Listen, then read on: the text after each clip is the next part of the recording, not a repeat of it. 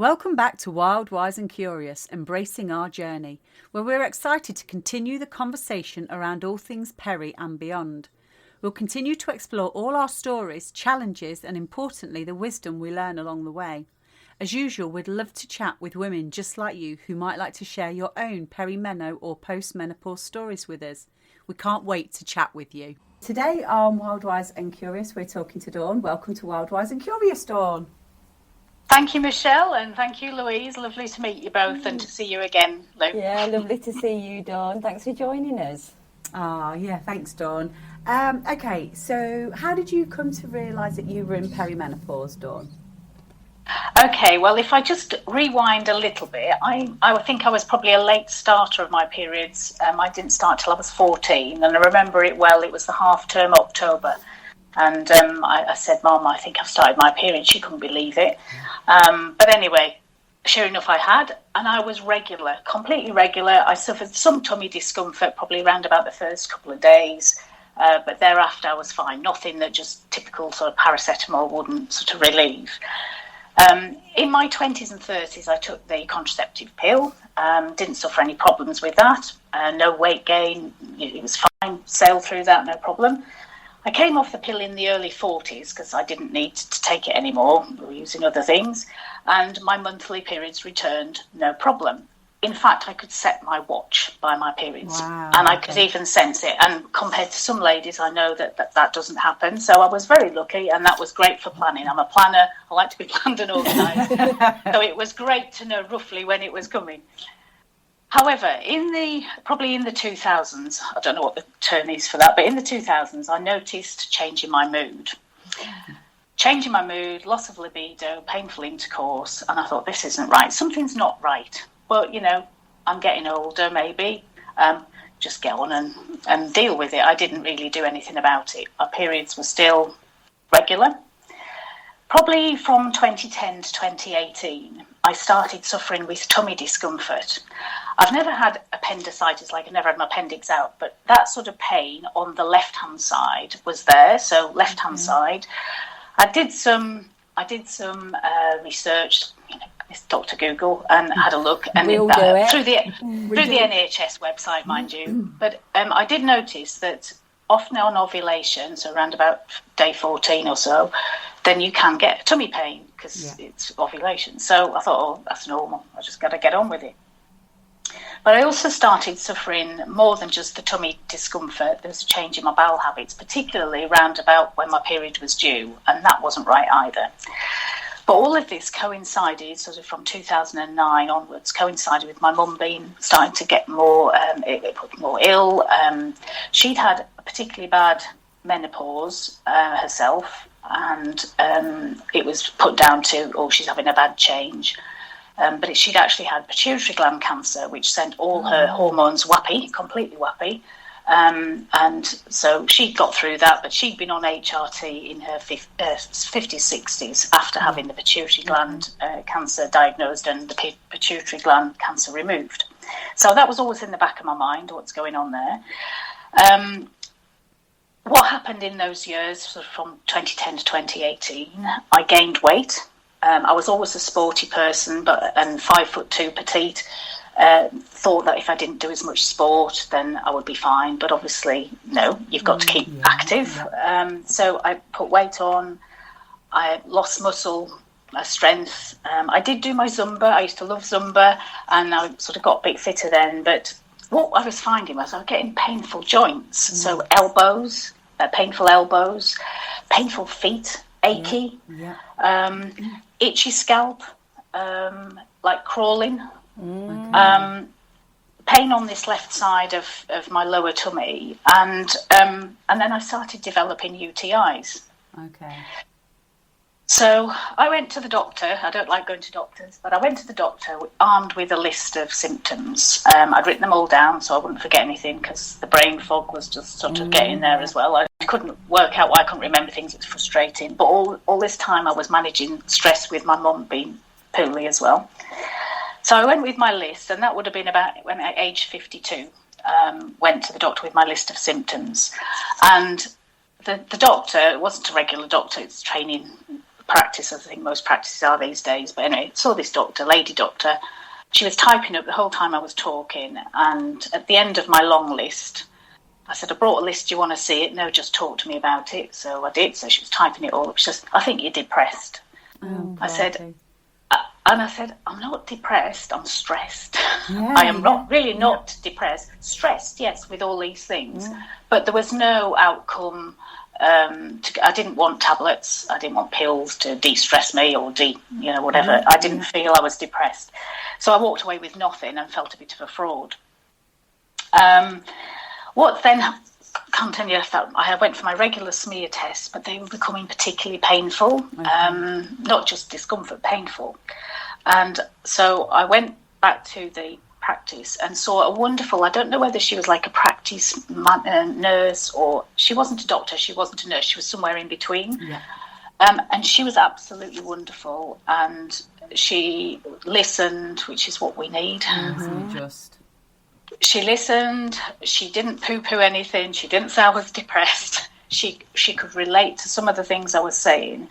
So what happened there, that involved some internal examination to test for either infections, and I also had internal ultrasound and external ultrasound. Nothing was found. So that's good news, nothing was found. That's great. But why am I still having UTIs? So I was trying to think of the years. I think it was probably 2019 to over the COVID years. My periods became quite heavy. A lot of clotting, horrible, heavy periods, awful. The pain was just the same. It wasn't any worse pain, but I was having to change regularly, and it was just awful. And I just thought, but that's what you get when you go through menopause, I assume. So I didn't do anything about it. I just kept dealing with it.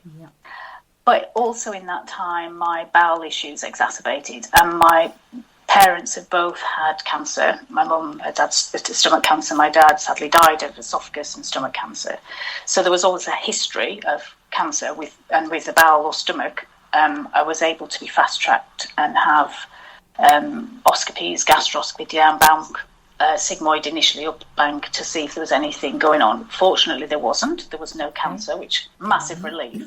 But I still had these pains, and I was still bleeding at that time and heavy. But one of the scans I did have was a CT scan, and it picked up a bulging vein. The way they described it is like having a varicose vein somewhere going between your kidney and your left ovary, in my case. And that was diagnosed as being pelvic congestion syndrome. And so there are groups for that. There's reading material on that. And I read about that, and that that presented itself for me in some of the symptoms I was experiencing, like the toileting, the pain, the discomfort, the bloating, that sort of thing. And bearing in mind everything else had come back negative, I'm thinking, oh, well, it's just the PCS. So carried on. In 2021, my period, 2020 to 21, my periods became more sporadic, and I thought, this is unusual. What's happened to my monthly time check, on the watch, on the dot? But I thought, hallelujah, this might be the end of it. So I would go maybe for 4 months where I didn't have anything, and I'm thinking, yes, that's where I'm at, and I've come on this morning. Honestly, and then you think hallelujah, and you think, oh, I don't have to buy anything anymore. And then, as you say, it suddenly reels up, doesn't it? Yes. I thought, flipping heck. So then you go another 3 months, and you think, is it going to be another? And then no, stops again. I thought, this is really getting good. But in amongst all of that, I was talking to my girlfriend saying, are you having this? Are you doing this? Oh, yes, I could kill someone. One of them was saying, I'm that bad. Of anxiety, anger. I think, well, that's what I'm getting. I'm getting this anxiety level, but this anger that's like coming up over stupid things. Nothing, just the minuscule of things. And I think that's not fair on my husband. So having talked to my girlfriends, and they were saying, they've gone on HRT and the brain fog's lifted and they're calmer and there's no period and it's just amazing and it's the best thing ever. I thought, well, maybe I ought to go back to a doctor. And at that point, I was also having the hot flushes at night mainly. When I woke up, so when the first thing when I wake up in the morning, I would have this. Me too. I get that. Okay. How old were you at this point, Dawn? So I would be probably 53ish. Okay. 55ish. 55. Sorry, 55. I've written it down because I can't remember. So yeah, round about 55ish. Okay. But then there was the other things like the loss of libido, the couldn't be bothered sometimes, couldn't remember things. I've got to have a diary, I've got to have a list.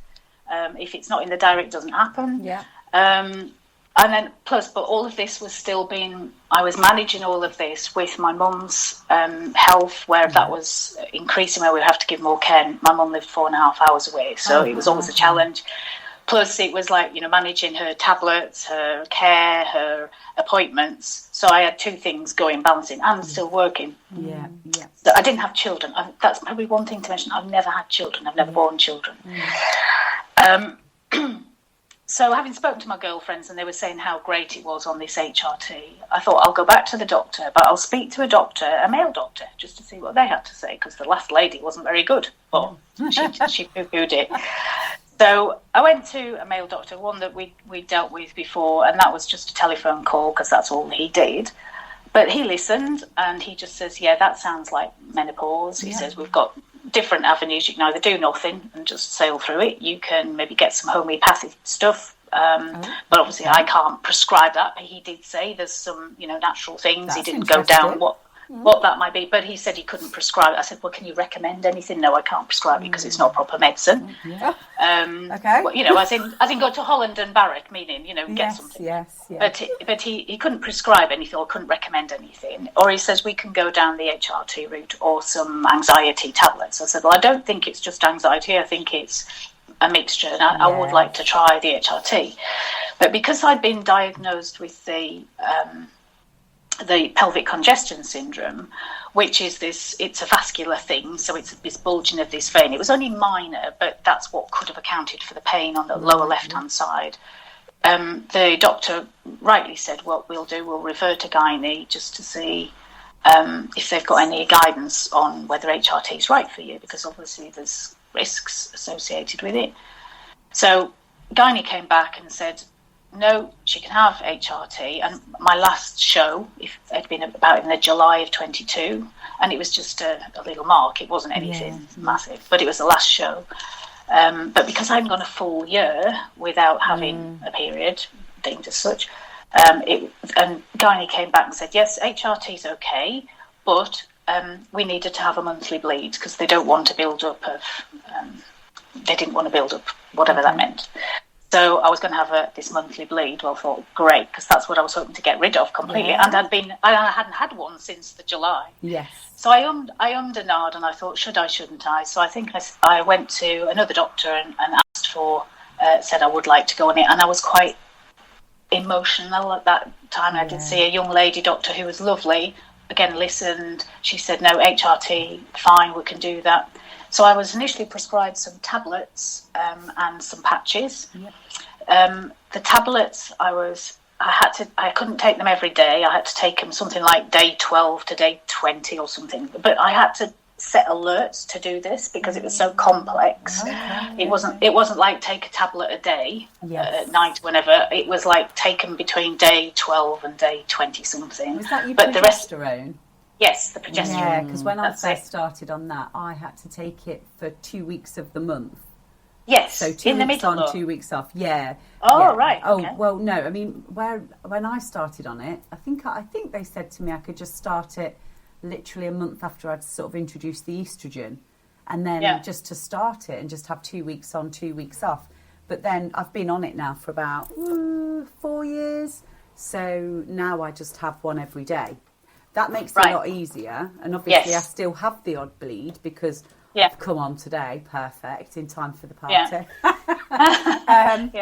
But yeah, so it's interesting to say, because I've heard other people say that they have to time it in time. Well, do it in time with their cycle, which is difficult anyway at this point in time because I think I've been another 3 months, and I went about 6 or 7 months. So, yeah, who knows? That's tricky. Why the patches are quite good, because the patches that I was on, they have the progesterone. It literally has the progesterone, and it just automatically is the next patch that you take, and the way they do it is quite good.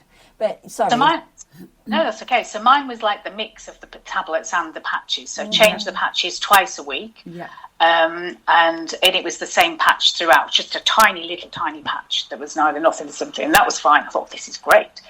But what I found, because I'd had tummy issues and I still had tummy digestive bowel issues, notwithstanding all these other tests that had gone on, what I found was those tablets were, well, I put it down to that. The tablets were upsetting my tummy even more. Okay. Well, I didn't want to have even more issues regarding my bowel and tummy habits on top of taking that. So, and then probably fortuitously, it wasn't at the time, there was a real shortage of tablets this would have been early 23, like a national shortage. I remember, yeah. So I couldn't get those tablets. And I went to our local pharmacy. I went to every pharmacy in Leicestershire big ones. Even when we went up north, I tried other pharmacies. Oh no, that we haven't got those. So I thought, well, I can't take the patches without the pills. So I just didn't take them. So I probably didn't take them for 2 months. Yeah. Went back to see my GP, explained the situation, because the pharmacy had been very helpful and said, you might want to go back to your GP because there might be an alternative that they can give you. So, okay, that was great. So after 2 months of not being able to find them, I think I went back and said I felt that they were upsetting my tummy even more. So is there anything alternatively that they can give me? And then that's when they said, yes, you can have patches, just patches. Yeah. So I think I had to take one lot of patches for 2 weeks, but still change them twice a week. And then a second lot of patches for the final 2 weeks. Yeah, okay. And that worked fine. So, and obviously swap sides when you're doing the patches. What that meant is I was still having a bleed, and I was having a bleed probably either the last week of the HRT monthly cycle or the first week of the new HRT monthly cycle, but I still had a bleed. A year later, in that time, my mum sadly passed away, so we had all of the stress of that, and then going. But a year after, in 2024, my GP, I'd also had further tests about my bowel, and when she was talking to me about HRT, you like have an HRT check to make sure all's all right, take your blood pressure, all of that sort of thing, and everything was fine. But I said, I'm still bleeding. She said, oh, you shouldn't be bleeding now. You're 50. What would have been then 57, coming 58. She said, no, you shouldn't be having a bleed now. She says, no, we'll change the patches so you don't have a bleed. I said, well, that's great, that's fine. But I said, what about the pelvic congestion syndrome? That they said, oh, no, that's fine, you'll be fine with these. So and I trusted her implicitly. So that was from the May of 24. Yeah. From the May to the September the 13th, I remember the date of 2024, I bled probably 3 weeks out of 4. Oh, my goodness. And it was supposed to... on the patches alone, and these were the ones that were the presumably mixture of both, and I shouldn't have been bleeding. So I went back and said, look, I'm bleeding more. I mean, not masses, it wasn't all horrible body, but I was still bleeding. I think that's not right. No. And what I think I probably failed to say in all of this, I put on over a stone in weight. So I was nearly 12 stone at 5'2". That wasn't good. So she said, oh, that's not right. We'll send you for an ultrasound scan. So they sent me for an ultrasound scan, external and internal, to check what was going on. And it was noted that my womb lining was thickened. It was thicker than it should have been, which can be what HRT can bring on. Yeah. So she wasn't unduly concerned, but she did make a referral to gynae. And then I was on a waiting list. So because the womb lining, this is what I've learned, the womb lining can get thicker if you're on HRT. It's not considered an immediate risk. If you weren't on HRT and your womb lining had thickened at my age, then there's a bit more concern. Yeah. Okay. So I was on a waiting list. I knew I was on a waiting list, but I was still bleeding, and that was a concern for me and indeed for the doctor. So she said to me, right, I'm going to this was in August of 24, I'm going to give you these pills which should stop the bleeding, and it didn't. Okay.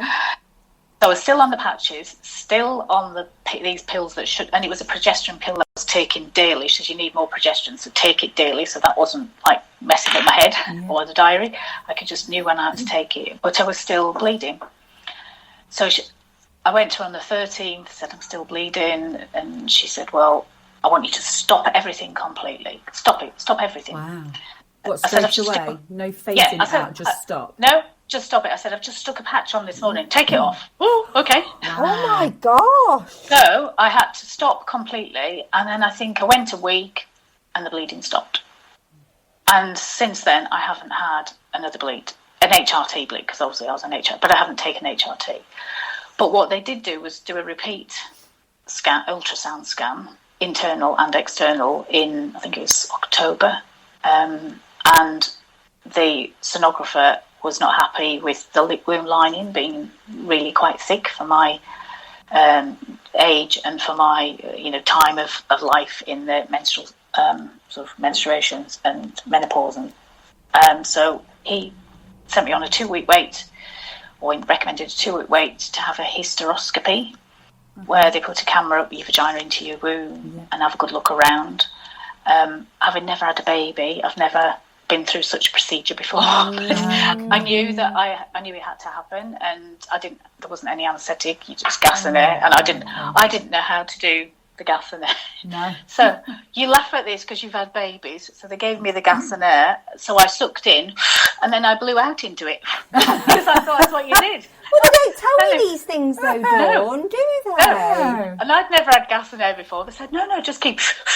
So I did, and then went a bit, ooh. Yeah, it makes you feel sick, doesn't it? Yeah, when I had one of my boys, and I thought there was a helicopter outside the hospital window because there was a fan above my head going woof, woof, woof.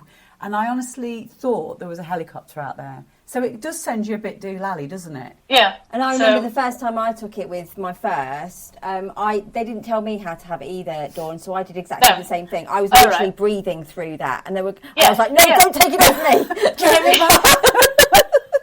Yeah.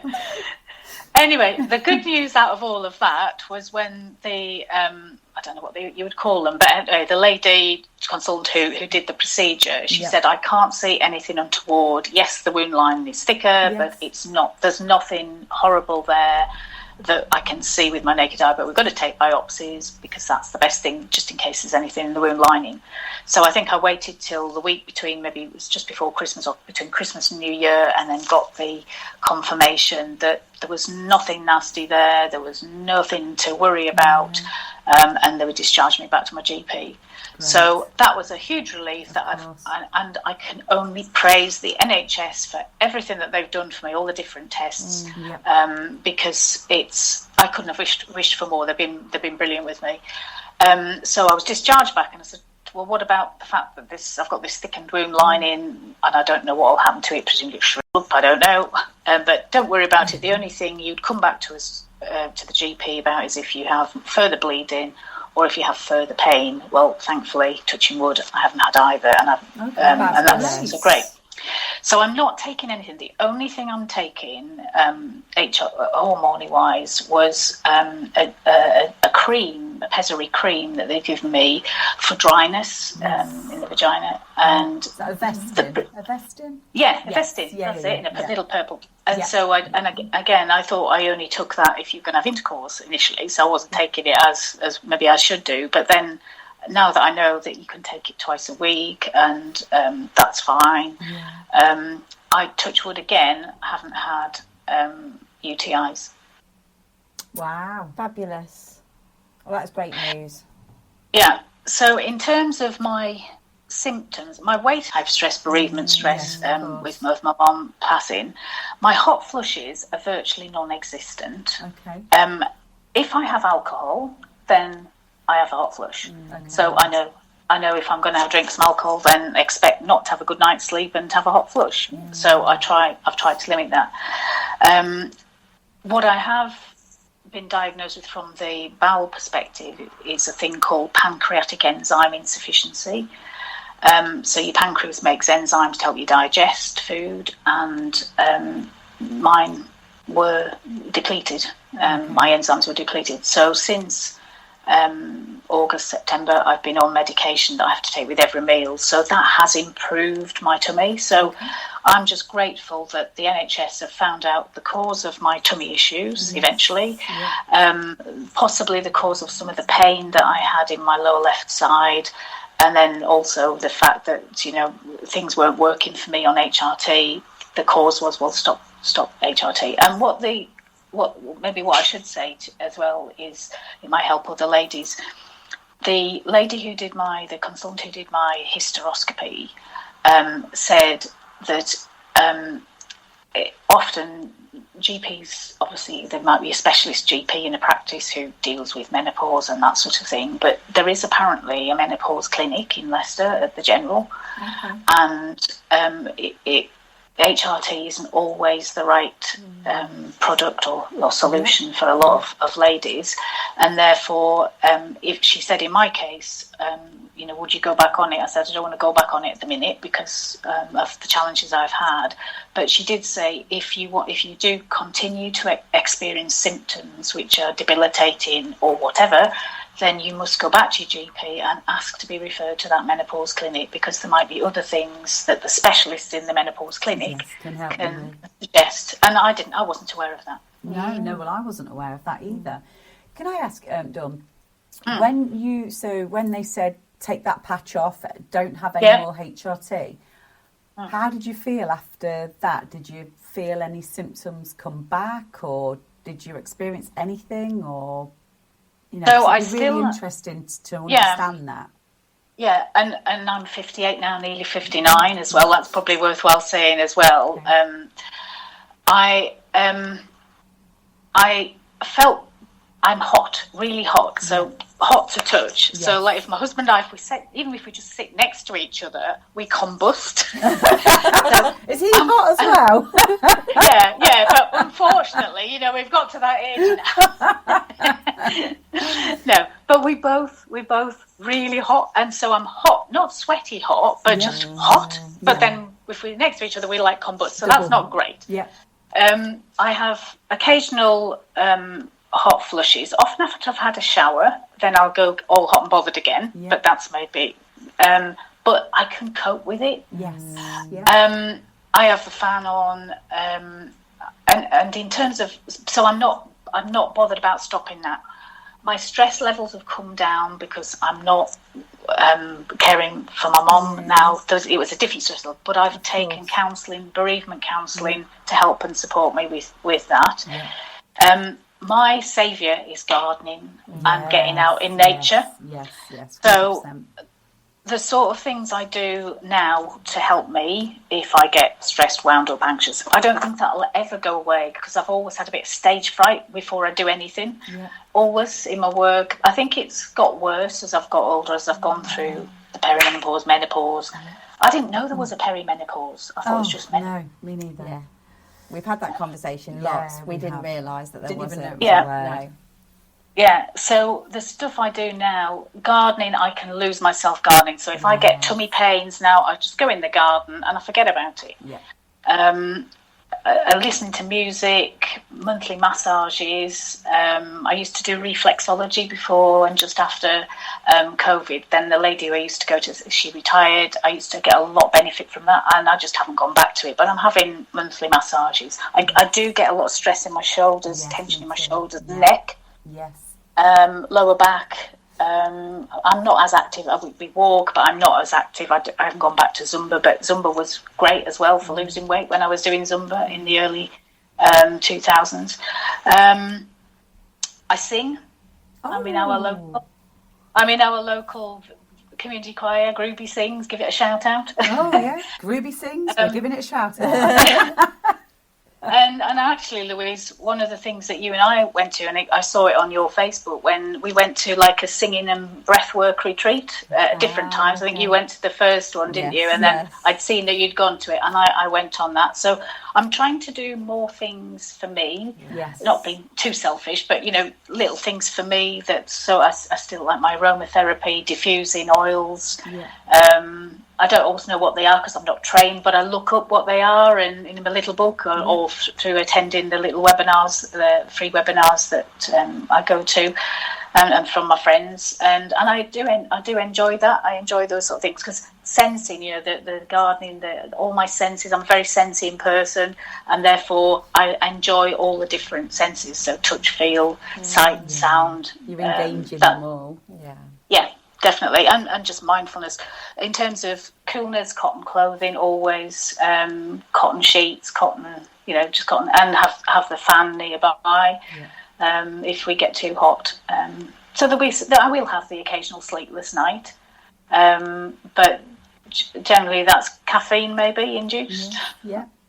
Wine. So yes. Although because of my pancreatic insufficiency, I was told it might be wise to cut down. So for I did go without for 126 days, and then come Christmas, I thought, no, I'm going to have the odd drink. So I do have the odd drink now, but I monitor it very closely on Drink Aware.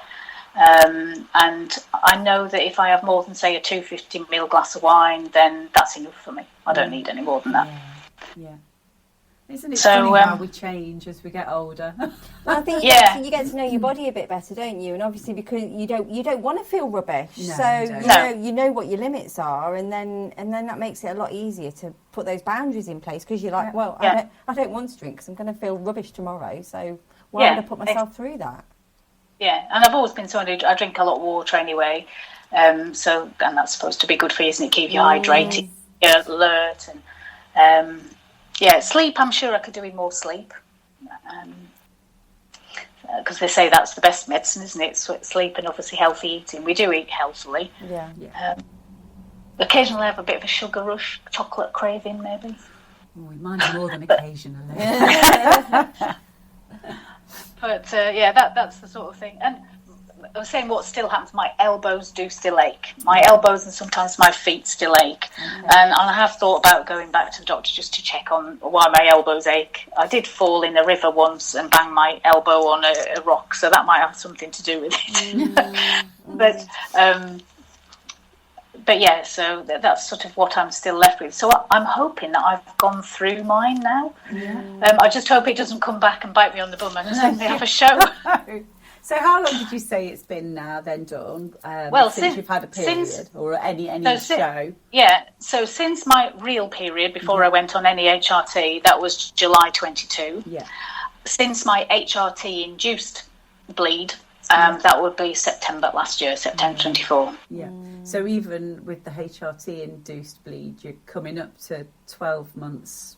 That sounds scary, saying it's only September, but we're not far off. I know. Okay, no. So I mean, that's good. And what about sort of mental health stuff? Are you having anything, I don't know, any sort of those symptoms? So the mental health, the anxiety is still there. So if I go out and do a training event, then I will get worked up about that beforehand. Anxiety, some of this I think was maybe since my mum passed away as well. I've never been really out there extrovert, but I'm more extrovert than introvert. I get my energy from people, from doing things with others. So I did become a bit more of a recluse, maybe as we all did after COVID. It was hard to get back out, a bit scared about going out and doing that. I have become a mental health first aider, and I've also taken a grief first aider course as well. That's to help my clients if I ever come across, when I'm doing my coaching, when I support people, I can signpost them to things. But it was partly to help me as well, to help me understand some of the things that we go through and why, and when it is appropriate to seek help.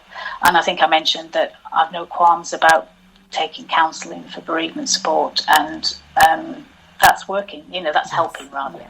Yeah, definitely.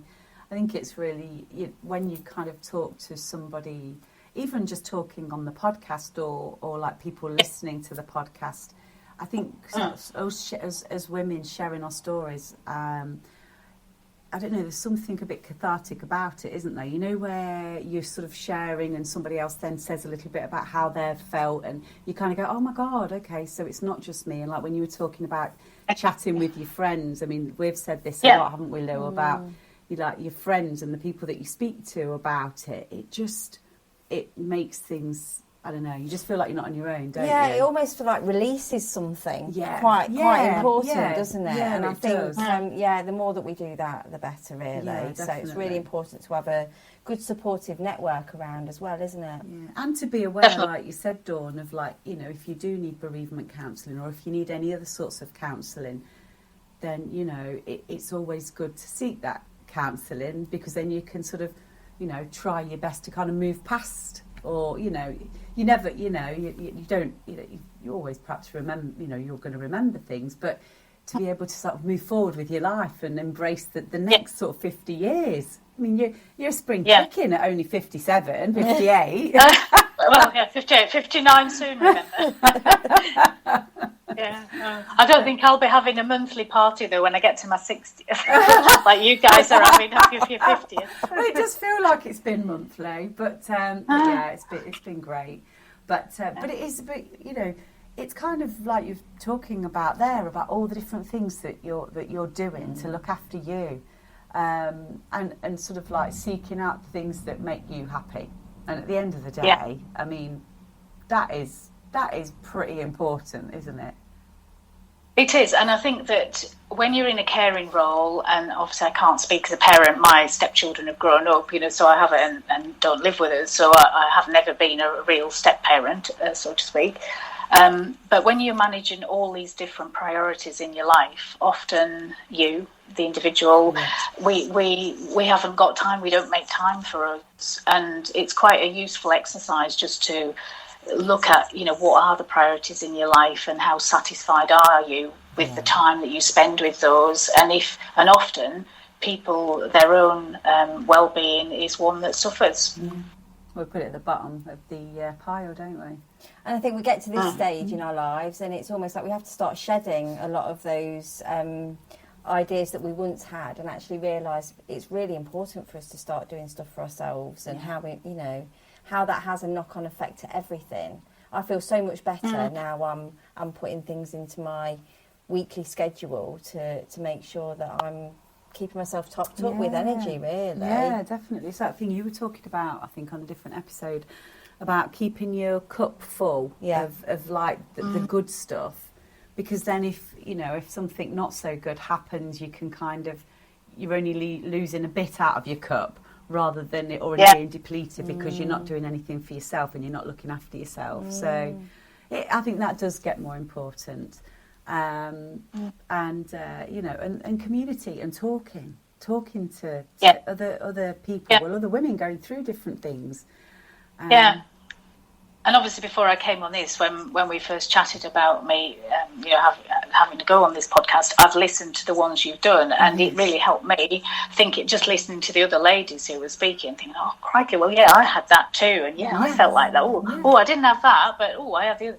And you do, and that's, as you say, that's what I got from talking to my girlfriends about how they were, and you think, you know, that you don't feel you're a fraud. You're not necessarily depressed like that. That initial diagnosis or that I was given. That's what I was given as well initially, Dawn. Antidepressants, or so I get it. I totally get it. What was interesting, though, I'm someone who would always try and find the root cause. What is the root cause to all of this, rather than just mask the symptoms by pills or potions or whatever.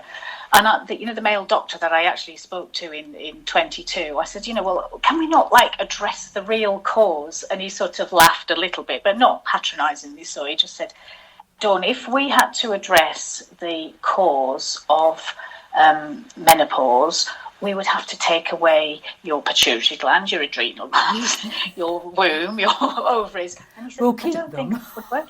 Yeah. But you know what I mean? That's what he said. It's all of the hormone system, the endocrine system that you'd have to get rid of. Then you wouldn't be able to function. So he said, what we do in menopause, because we know it's time bound generally. Everybody's timing is different, but he says we treat the symptoms. And I thought the way he described it, I thought, wow, that's great. I can understand now. I can understand that. Yeah. But also understanding just how much is affected by our hormones. Literally everything in our body. Yes. And until I started in perimenopause, I did not realise that. And in fact, it's only really through doing this podcast and sort of chatting with other women that I've realised exactly, how important hormones are. I never really paid them any attention. I never really thought about them until I felt, until you go through something. Well, you don't, do you? It's not on your radar. But girls, they are important. But it's a constant journey, isn't it, Dawn? And this part of your journey has been like a really long time, hasn't it? From when you first started, and now you're coming through the other side. But it's taken a while, and what you've done is go back to the GP and like questioning everything. Like you said, you've had a lot of support from them, and they've really got to the root, haven't they, as to what your issues were. But you have to keep going back, don't you? You can't just accept what you've always told. If you're still having issues, it's really important to keep fighting your cause, isn't it? Yeah, it is. And it's it's having that it's having the gumption, for want of a better word, to actually keep fighting your cause and not kind of going, well, actually, and a lot of people do take the first appointment as read, don't they? Oh, no, it's this. So they'll go a different way. So to be able to sort of keep going until you get the answers that, you need to get for your health. Yeah, it's great. It's great. Yeah. And I think that, people say you know your own body, but you do, don't you? You do. When you do know when it's not quite right. Yes, there might be some people who, through maybe doctors perceive as never wells, but if you've got a history of not really bothering them for any little ache or pain, and then suddenly you do go, then I think they do pay attention. Certainly in our practice, they do. So I've been very lucky, as I say. I've been very lucky because I know that not everybody's experience of going to GPs or using, is as good as I've had. So no, it's really good, and it's really good to get a balanced, balanced account of just how brilliant the NHS have been, in supporting you and your well-being. So it's really good. It's just good to hear the different stories. Because we all link in somehow, don't we?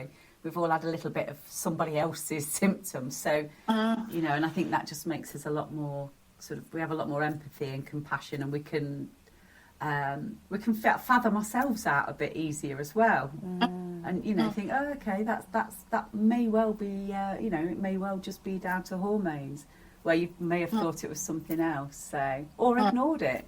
Because I think, when we sit, and I don't know, Lou, you can normally give a really good roundup of how many symptoms the whole menopause is. I said there was about 30 on, and Lou went, no, Michelle, there's about 65 I think it's probably even more now. Really? There's so many. And so when you actually look at it and go, oh gosh, all these different things, they are all related, and that is all because of our hormones. How bonkers is that? But also, on the flip side of that, it could be for something else. Well, so you're not drinking enough water, or eating, you're not exercising. Yeah, all these things. And I think if we can just get a really good balanced life. Yes. That's going to help. Most days. That's going to help with anything anyway. Of course. So like with, I think I might have said this before, but one of the most interesting facts that I realised was that as our ovaries stop producing estrogen, our adrenal glands are supposed to start picking up a bit of the slack. But because we're in such a high stress state most of the time, our adrenal glands are so busy. I'm going to have to fact check this and make sure I've read it right. But our adrenal glands are so busy, with stress hormones that they aren't able to secrete the estrogen like they should be. So, and that makes sense to me. Our bodies are supposed to work really quite well. We're amazing machines when we work properly. But it's just that there's so many other things that get in the way. All the external factors, all the stresses. Definitely. I think one of the things that I found helpful when I went to see my GPs on the various occasions was actually writing down a list, or almost keeping a diary of when you experience these things. Yeah, Lou's big on that, aren't you? Yeah, and like the Balance app is really good for that as well, because they literally list all of the symptoms, and you'd be thinking, oh, I didn't realise that was a symptom, but I've got that. Yes. But you're absolutely right, Dawn. It's write it down. If you can keep a diary of how you're feeling, and not only that, it gives you that sense of empowerment, because you know that you're feeling a little bit more in control of that. But yeah, absolutely, go with a list of what you're feeling, and I say that to everybody anyway, regardless of about whether it's about hormones or anything, or whatever it's about. Yeah, if you're feeling a certain way, start taking. I say it to the kids. Anything, in fact, I'm a bit of a diary freak, I think. Because I do say it's coming out now. It's not just for hormones. I do say for anyone. Well, you know, if you're experiencing anything, you know, if your neighbours are being awful, write it down. Write in a diary. You know, or if you've got a log of what's going on, it gives you that evidence then to go back to somebody with. Yeah, it does. That's my advice for today. You can take that for free. But yeah, you're absolutely right, Dawn. Write down all your symptoms, because that helps the GP as well, because it's like trying to figure out a jigsaw puzzle, isn't it? And not know all the pieces. I do feel sorry for them a lot of the time. Yeah, I know. Because definitely. we are a whole system. Everything affects everything, doesn't it? And then every single one of us is a little bit different to the one before. So it is. It's so we go in there and say, I've got this, and then they're trying to work out what it is. So if you can, it must be such a difficult job. But also what you were saying before about the with the journaling, when you're journaling your symptoms, you can see whereabouts in the month you feel different. You have different symptoms that flare up that the rest of the month they're not there. So yeah, it is interesting. It does help you put some pieces into place. Yeah, and to understand yourself as a person a little bit more. And then make some changes around that time as well. So if you know that you're going to feel like this at this particular time, don't plan in like 150 things to do. No. Why are you looking at me? Because that's what you do. Not for the next month, I'm not. I'm going to bed. But yeah. It's been really, really good to talk to you today, Dawn. Thank you so much for coming on. We really thanks for giving me the opportunity. No, it's been wonderful to talk to you. Brilliant conversation. Thank you so much, Dawn. Lovely to see you. Yeah, maybe we'll see you in person at another time. Yes. When you run one of your events. Yes, that'd be lovely. It'd be lovely to see you. Yeah, thank you so much for coming and having a chat with us. Really appreciate it. No worries. Yes, no worries. Really it's been good. a pleasure.